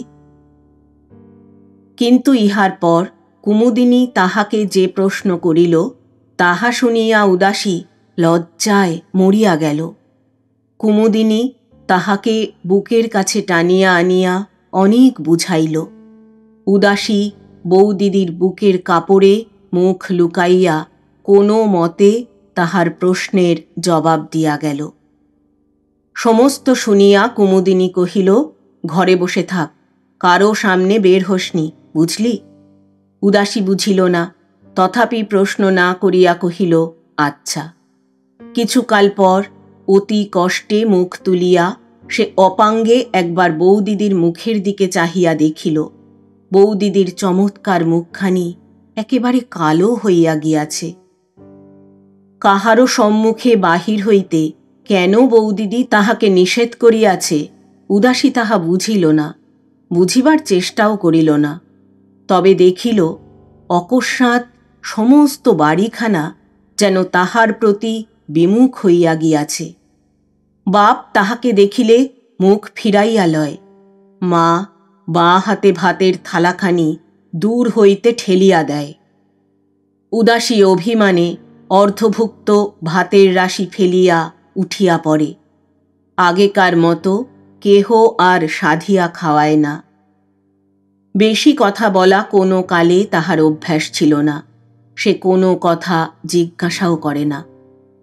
যদুর বড় শালা মানিক ইতিপূর্বে কোনো দিন তাহার সঙ্গে মুখ তুলিয়া কথা কহে নাই। আজকাল সে দরজার ফাঁক দিয়া চাহিয়া কেমন করিয়া হাসে। উদাসীর সর্বাঙ্গ শিরশির করিয়া ওঠে। সে ঘরে গিয়া শয্যা লয়। বউদিদি ব্যতীত কাহারও সহিত কোনো দিন সে বেশি কথা কহিত না। কিন্তু সেই দিন বউদিদিকে সেই কথা বলিবার পর আর সে তাহার সহিত মুখ তুলিয়া কথা কহে নাই।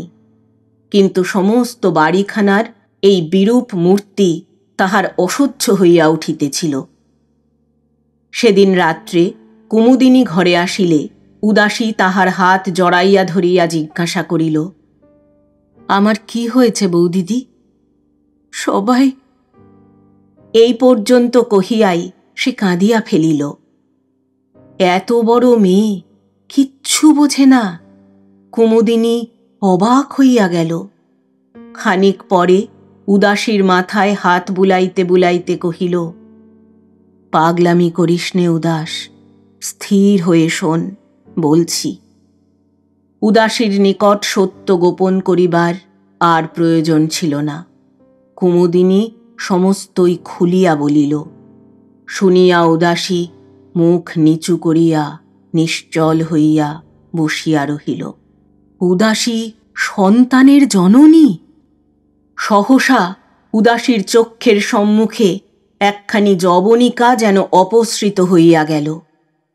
বর্ষীয়সীদের মুখে এই আলোচনা সে একাধিকবার শুনিয়াছে। সঙ্গিনীরা একত্র বসিয়া নারীর এই পরিবর্তনের অর্থ আবিষ্কারের বহু চেষ্টা করিয়াছে। কোনো দিন অর্থবোধ হয় নাই। আজ উদাসী বুঝিল, মাঝে মাঝে নিজের দেহের একটি বিশেষ পরিবর্তন উদাসীর চোখে পড়িত। সেটিকে উদাসী এই পর্যন্ত গ্রাহ্য করে নাই। আজ লজ্জায় উদাসী নিজের দিকে চাহিতে পারিল না। পরদিন সমস্ত দিনমান একখানি কাঁথা গায়ে জড়াইয়া সে ঘরের মধ্যে বসিয়া রহিল। ক্রমে কুমুদিনী ব্যাপারটির গুরুত্ব উদাসীকে বুঝাইয়া দিল। উদাসী ভয়ে বিবর্ণ হইয়া গেল। গ্রামের আরও একটি মেয়ের কাহিনী কতক তাহার জানা ছিল। তখন এ বিষয়ে তাহার জ্ঞান বিশেষ সচেতন ছিল না। অনেক দিনের কথা হইলেও আজ আগা গোড়া সমস্ত ব্যাপারটি বিচিত্র বর্ণের একখানি ছবির মতো চোখে পড়িল। টুপি পরা দারোগা ঘোড়ায় চড়িয়া আগে আগে চলিয়াছেন। তাহার পিছনে এক বুক ঘোমটা দেওয়া একটি মেয়ে, তাহার সঙ্গে দুই চৌকিদার কোনই দিয়া তাহাকে ঠেলিতে ঠেলিতে লইয়া চলিয়াছে। আর দুই ধারে দাঁড়াইয়া গ্রামের কয়েকটি ছেলে খিলখিল করিয়া হাসিতেছে, আর পিছনে একটি বুড়ি মাটিতে পড়িয়া মাথা কুটিতেছে। ইহার পর আর মেয়েটিকে সে কোনো দিন দেখে নাই, কিন্তু পরদিন কি একটা ঘটিয়াছে শুনিয়া সখীদের সঙ্গে লুকাইয়া বুড়িকে দেখিতে গিয়াছিল। দেখিল গলায় ফাঁস দিয়া বুড়ি ঘরের চালা হইতে ঝুলিতেছে। তাহার চোখ দুটির কথা মনে হইয়া আজও উদাসীর ভয় হইল। মনে হইল বুড়ির মতো তাহার মাও গলায় ফাঁস দিয়া ঝুলিবে হয়তো। উদাসী কাঁপিয়া উঠিল। কুমুদিনী চলিয়া যাইতেছিল। সহসা উদাসী তাহার পায়ের উপর আছড়াইয়া পড়িয়া কাঁদিয়া কহিল, আমার কি হবে বৌদিদি? কুমুদিনী তাহাকে আশ্বাস দিয়া কহিল, ললিত তোকে বিয়ে করলেই সব মিটে যাবে। তোর দাদা শহরে তাকে আনতে গিয়েছে, ভয় কি? এই কথায় উদাসী অন্ধকারে আলো দেখিল। ললিত এই সংবাদ শুনিলে একদিনও বিলম্ব করিবে না, তাহাতে তাহার তিল মাত্র সন্দেহ ছিল না। এমনকি ললিতের আগমন কল্পনায় রাত্রে তাহার সমস্ত দুর্ভাবনার যেন শেষ হইয়া গেল। সারা রাত্রি নিজের অবস্থার কথা আর সে ভাবিতে পারিল না। বারবার ললিতের মুখখানি মনে পড়িতে লাগিল। সমস্ত রাত্রি ধরিয়া অন্তত 20 বার উদাসী মা সুবচনীর কাছে যুক্ত করে প্রার্থনা জানাইল, হে মা, দাদার সঙ্গে যেন তার দেখা হয় মা, হে মা, কৃপা করো মা। মা সুবচনী প্রার্থনা শুনিলেন। ললিতের সঙ্গে যদুর দেখা হইল। ললিত কেবল সান্ধ্য ভ্রমণ শেষ করিয়া ফিরিয়াছে। সেই সময় যদু আসিয়া উপস্থিত হইল। ললিত হাসিয়া কহিল, যদু যে, এত শুকনো দেখাচ্ছে কেন? যদুর মাথায় খুন চাপিয়া গেল, কিন্তু বহু কষ্টে আত্মসংবরণ করিয়া সে কহিল, তোমাকে দেখতে এলাম, চিঠিপত্র দাও না যে। ললিত কহিল, সময় পাইনে ভাই, জানো তো দেশের কাজ করতে গেলে। তারপর কথা ফিরাইয়া জিজ্ঞাসা করিল, উদাসী কেমন আছে? স্কুলে ভর্তি করতে চেয়েছিলে যে? যদু প্রতিজ্ঞা করিয়া আসিয়াছিল, যেমন করিয়াই হোক ললিতের সহিত উদাসীর বিবাহ দিয়া এই কলঙ্কের শেষ মীমাংসা করিয়া ফেলিবে। ললিত যে উদাসীকে বিবাহ করিতে চাহিয়াছে, স্ত্রীর মুখে সে কথা সে শুনিয়াছিল।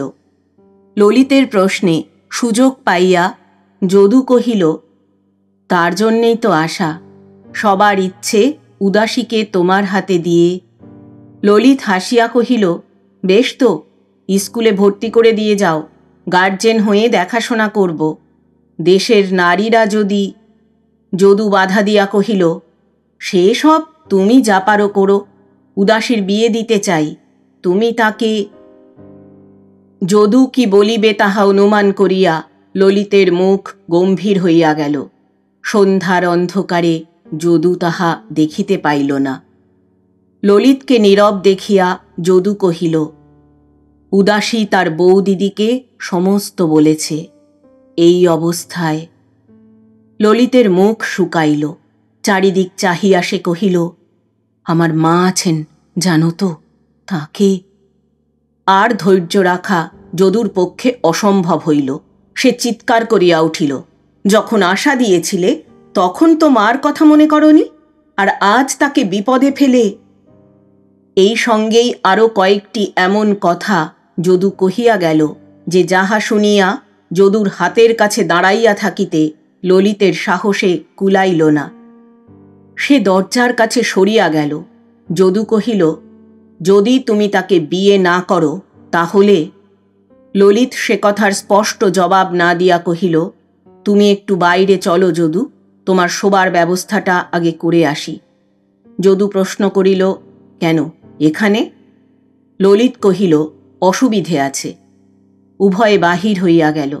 হ্যারিসন রোডের এক হোটেলে যদুর থাকিবার ব্যবস্থা করিয়া ললিত কহিল, কাল সকালেই আমি আসব, তুমি থেকো, তখন সব কথাবার্তা কয়ে এর ব্যবস্থা করব। বলিয়া ললিত বাহির হইয়া আসিল। যদু নিশ্চিন্ত হইল। কিন্তু পরদিন প্রাতে 10টা পর্যন্ত যদু অপেক্ষা করিল, তথাপি ললিত আসিল না। তখন সে নিজেই ললিতের মেসে গিয়া উপস্থিত হইল। মেসের ম্যানেজার কহিল, তিনি তো কাল রাত্রেই মেদিনীপুর গেছেন, সেখানে সভায় তাকে গান গাইতে হবে। রুদ্ধ নিঃশ্বাসে যদু কহিল, কবে ফিরবেন? ম্যানেজার কহিল, জিনিসপত্তর সব নিয়েই গেছেন, কবে ফিরবেন ঠিক নেই। যদু বুঝিল যে ললিত পলাইয়াছে। তথাপি আরও কয়েকদিন ললিতের জন্য সে অপেক্ষা করিল। ললিত ফিরিল না। শুধু উদাসী নহে, উদাসীর পিতা মাতা ও কুমুদিনী সকলেই ললিতের আগমন প্রতীক্ষা করিয়া বসিয়াছিল। ললিতের হাতে কোনো মতে উদাসীকে সঁপিয়া দিতে পারিলেই মুক্তি, তাহার পর যাহা হয় হোক। এই কল্পনাটুকু দারুণ দুশ্চিন্তার মধ্যেও সকলকে একটু স্বস্তি দিয়াছিল। কাজেই যদু আসিয়া পৌঁছিবা মাত্র উদ্বিগ্ন উৎসুক মুখে 3টি প্রাণী যদুকে গিয়া ঘিরিয়া দাঁড়াইল। যদু চাপা গলায় এক নিঃশ্বাসে ললিতের সহিত তাহার সাক্ষাতের বৃত্তান্ত কহিয়া গেল। শুনিয়া বুড়ি হাউ হাউ করিয়া কাঁদিয়া উঠিল। মধুমণ্ডল পাংশু মুখে রুদ্ধ নিঃশ্বাসে জিজ্ঞাসা করিল, তবে উপায়? যদু উদাসীর ঘরের দিকে চাহিয়া কহিল, ভেবে দেখি। দিন কয়েক হইতে উদাসী প্রতিদিন প্রত্যুষ হইতেই জানালা একটুখানি ফাঁক করিয়া নদীর ঘাটের পথের দিকে চাহিয়া থাকিত। এই পথ দিয়া ললিতের আসিবার কথা। আজও দাঁড়াইয়াছিল। দাদাকে দেখিয়াই আর একজনের প্রত্যাশায় তাহার বুক কাঁপিয়া উঠিল। তাড়াতাড়ি আলুথালু চুলগুলি ললাট হইতে সরাইয়া আঁচলখানি ঘোমটার মতো করিয়া মাথায় টানিয়া দিল। দাদা বাড়িতে আসিয়া পৌঁছিল, তথাপি আর কাহাকেও পথে দেখা গেল না। উদাসী ভাবিল ললিত নৌকায় আছে, লজ্জায় আসিতে পারিতেছে না। কিন্তু সহসা মায়ের ক্রন্দন স্বর শুনিয়া দরজার কাছে আসিয়া দাঁড়াইতে সে যদুর একটি কথা শুনিয়া বুঝিল যে ললিত আসে নাই। উদাসীর আর নড়িবার সামর্থ্য রহিল না। উদাসী আর ঘরের বাহির হয় না। দরজার ফাঁক দিয়া সে ঘরকন্যার কাজ দেখে। পূর্বে উদাসী ভিন্ন যে কাজ হইত না, সেই সকল কাজ মা একাই করিয়া যায়। মায়ের পাশে গিয়া একবার বসিতে উদাসীর ইচ্ছা করে, কিন্তু কেহ তাহাকে ডাকে না। সেদিন উদাসীর বুধি গাইটি আসিয়া উৎপাত করিতেছিল। মধুমণ্ডল কিছুতেই তাহাকে রাখিতে পারিতেছিল না। উদাসী বাহিরে আসিয়া বুধির গায়ে হাত দিতেই পিতা এমন করিয়া তাহার দিকে চাহিল যে উদাসী দেখিয়া ভয়ে পিছাইয়া গেল। মুমূর্ষু রোগীর কক্ষের দিকে যেমন দৃষ্টিতে আত্মজন চাহিয়া থাকে, তাহার রুদ্ধদ্বার গৃহের দিকে তেমনি শঙ্কিত নেত্রে সকলে চাহিয়া ফিসফিস করিয়া কথা কহে। উদাসী দেখে বৌদিদিও যেন কয়েকদিন হইতে কেমন হইয়া গিয়াছে, ভালো করিয়া কথা কহে না, কিছু জিজ্ঞাসা করিলে রুখিয়া ওঠে। উদাসী ভয়ে স্থবিরের মতো বসিয়া থাকে। কুমুদিনী ভাতের থালা নীরবে ঘরের মধ্যে রাখিয়া চলিয়া যায়। কোনো কিছুর প্রয়োজন আছে কিনা তাহাও জিজ্ঞাসা করে না। সম্প্রতি তাহার সঙ্গিনীরাও বাড়ির উপর দিয়া চলে না। পাড়ার মেয়েদের চলাচলের জন্য যে সংকীর্ণ পথটি গৃহের পাশ দিয়া ছিল, যদু সেদিন একটা বেড়া দিয়া সেটাকে বন্ধ করিয়া দিয়াছে। সমস্ত দিন তাহার ঘরের সমস্ত জানালা বন্ধ করিয়া উদাসী বসিয়া থাকে।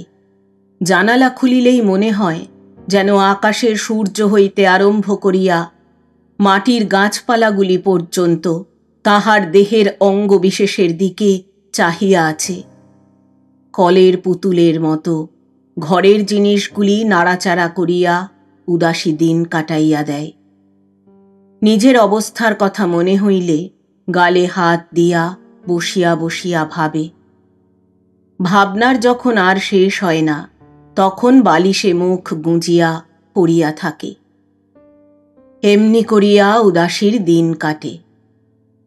সেদিন স্নানের ঘাট হইতে মা আসিয়া যদুর হাত ধরিয়া কহিল, যা হয় একটা ব্যবস্থা কর বাপ, আর সহ্য হয় না যে। যদু বিহ্বল হইয়া দাঁড়াইয়া রহিল। ব্যাপারটি এই, উদাসীর মা ঘাটে স্নান করিতে গিয়াছিল। ওপাড়ার গৃহিণীরাও ছিলেন। ঘোষগিন্নি জিজ্ঞাসা করিলেন, যদুর মা, উদোষকে দেখিনি যে অনেক দিন, কি হয়েছে? বুড়ি কাঁপিয়া উঠিল, কোনো ক্রমে কহিল, জ্বর। ঘোষগিন্নি পার্শ্ববর্তিনী গৃহিণীর গা টিপিয়া একটু মুচকি হাসিয়া কহিলেন, জ্বর? ও মা, তা তো জানিনি, আজ গিয়ে দেখে আসব। বুড়ির আর স্নান করা হইল না, একেবারে বাড়ি ফিরিয়া আসিল। মধুমণ্ডল বাহির হইতে আসিয়া সমস্ত শুনিল। তাহার পর স্ত্রীর হাত ধরিয়া টানিয়া তুলিয়া রান্নাঘরের দিকে ঠেলিয়া দিয়া কহিল, যেমন গর্ভে ধরেছিলে তেমনি ভোগো। বুড়ি ধমক খাইয়া চুপ করিয়া গেল। স্ত্রীকে ধমকাইয়া মধুমণ্ডল বাহিরে গিয়া ভাবিতে বসিল।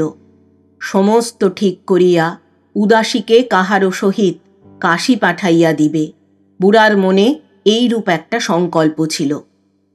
ভিতরে ভিতরে একটা ভালো মানুষের সন্ধান চলিতেছিল। সহসা আজ স্ত্রীর কথা শুনিয়া তাহার মাথায় বজ্রাঘাত হইল। গ্রামের হালচাল সে ভালোই জানিত।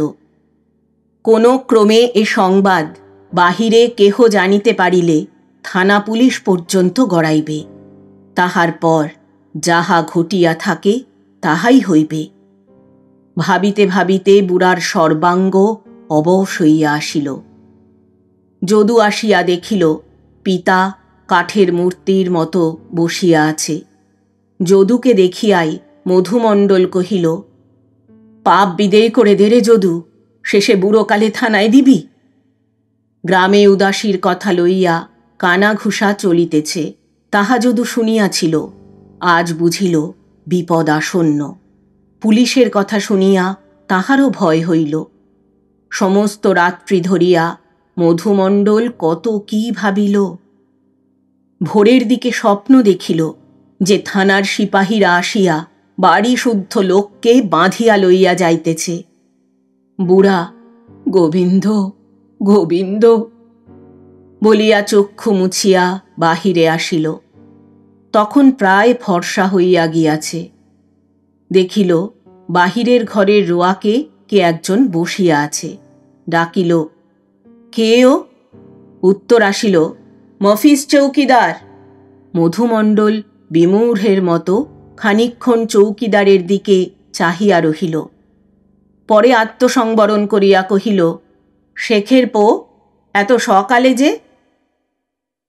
মফিজ শেখ সংক্ষেপে জানাইল যে মণ্ডলের বিধবা কন্যার গর্ভ হইয়াছে। দারোগা সাহেব এই সংবাদ পাইয়া তাহাকে বাড়িতে চৌকি দিবার জন্য মোতায়েন করিয়াছেন।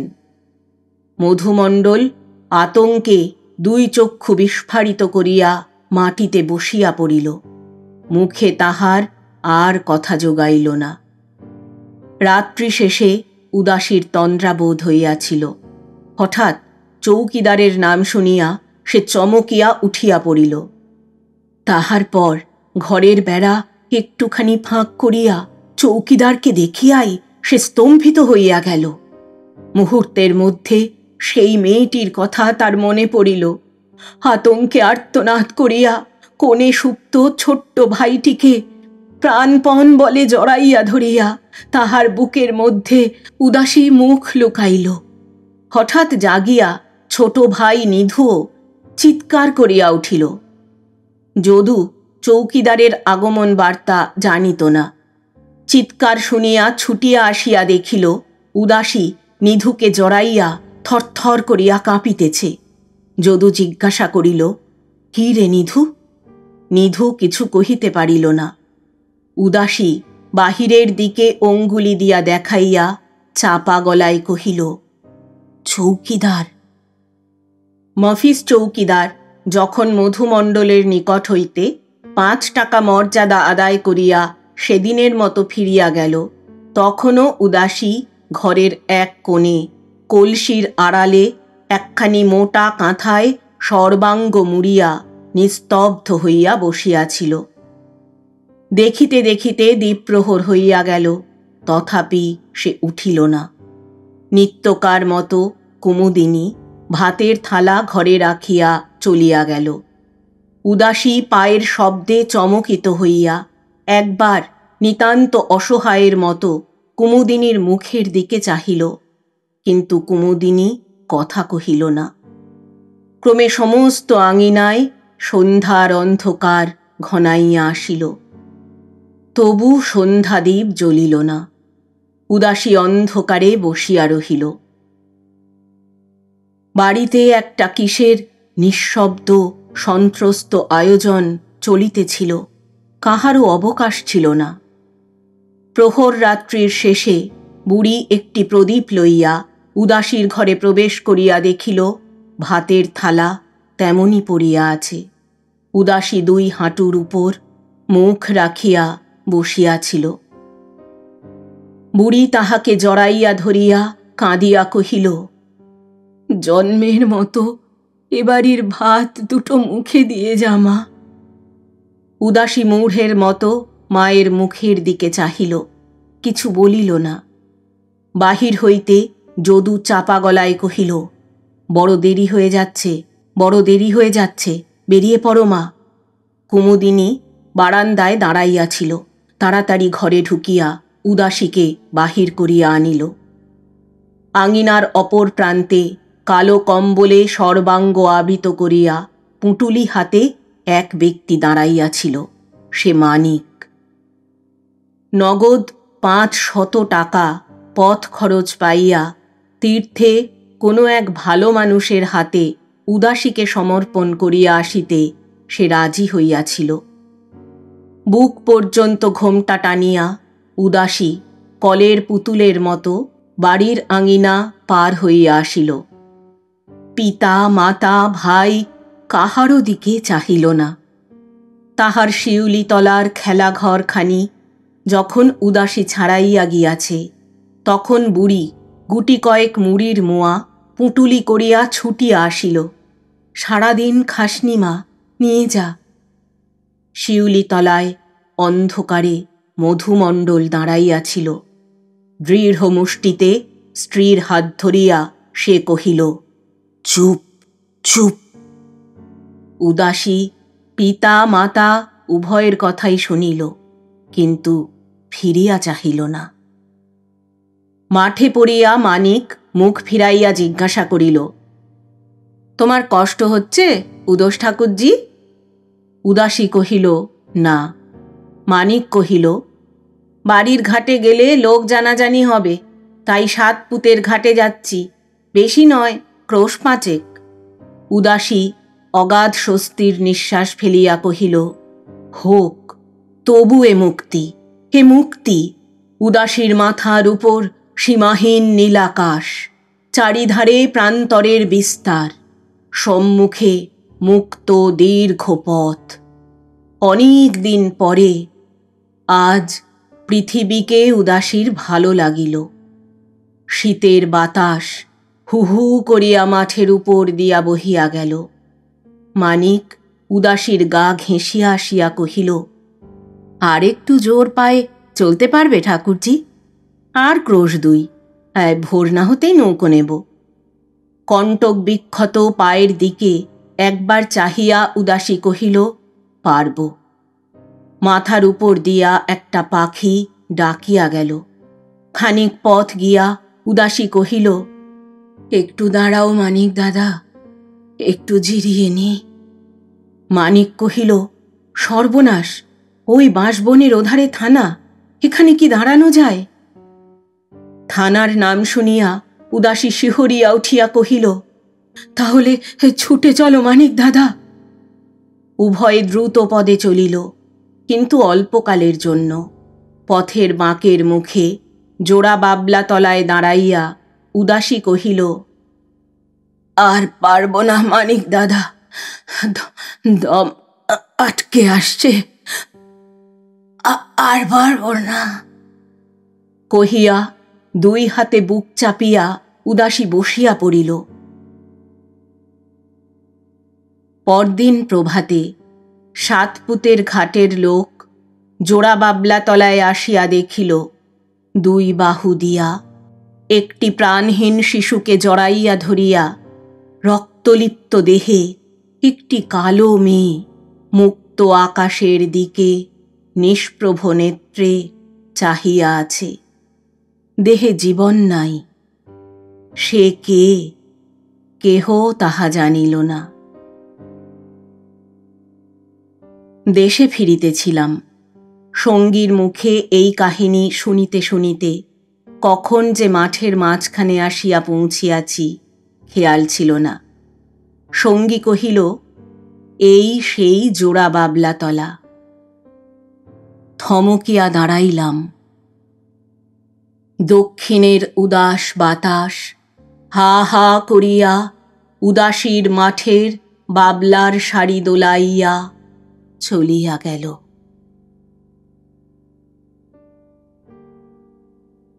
এতক্ষণ শুনলেন শ্রদ্ধেয় লেখক রবীন্দ্রনাথ মৈত্রের লেখা দুটি ছোট গল্প। প্রথমটি টেরা এবং দ্বিতীয়টি উদাসীর মাঠ। গল্প পাঠ করলাম আমি অর্পিতা। শব্দ নির্মাণ করেছেন সাহিত্য সমাহার চ্যানেলের আকাশ। প্রচ্ছদ এঁকেছেন কভারম্যান অভিব্রত। উপস্থাপনায় এক ব্যাগ গপ্প ইউটিউব চ্যানেল। বন্ধুরা, গল্প পাঠ ভালো লাগলে চ্যানেলটি সাবস্ক্রাইব করে পাশে থাকার অনুরোধ আরও একবার রাখলাম। আবার আসব আগামী সপ্তাহে আবার একটি ভালো লাগা গল্প বা উপন্যাস নিয়ে। আজ তাহলে বিদায় নিচ্ছি। সবাই ভালো থাকবেন, সুস্থ থাকবেন।